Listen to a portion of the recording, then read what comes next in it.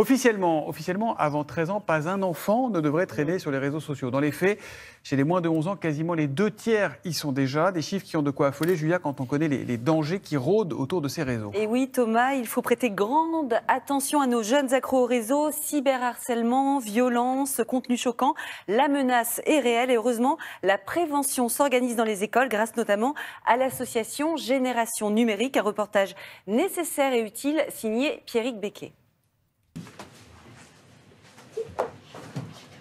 Les anti-2010.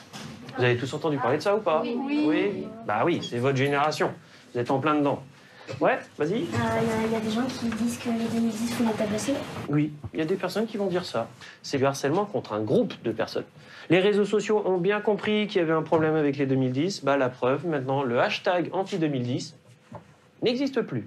Et notre but, c'est de parler le maximum des risques qu'il peut y avoir sur Internet.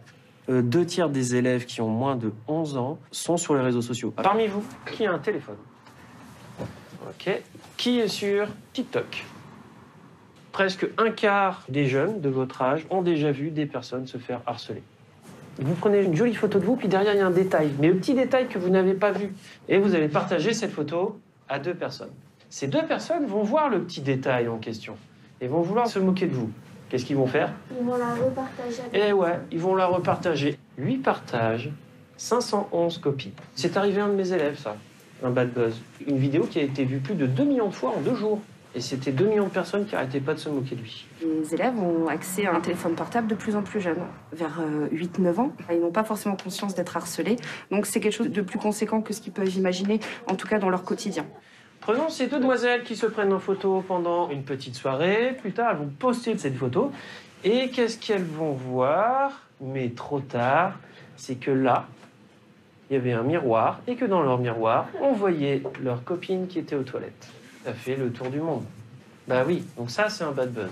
On parle de harcèlement, parfois ça peut aller jusqu'à du harcèlement, donc c'est important de les sensibiliser pour éviter justement qu'il y ait des soucis entre élèves.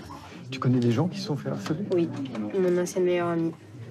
Et du coup, après, j'ai été dire à son directeur parce qu'elle voulait pas en parler. Je trouve c'est important d'en parler et de pas laisser les gens qui sont victimes de ça tout seuls, quoi. Il faudrait que je fasse pas de vidéo pour qu'on n'envoie pas des messages de haine ou des trucs comme ça. Ils viennent me faire comprendre que c'est pas très gentil en fait, le téléphone. On se rend compte que les élèves savent déjà beaucoup de choses, mais que c'est important aussi de bien leur réexpliquer surtout les dangers et surtout bien leur expliquer que quand il y a un souci, il faut en parler.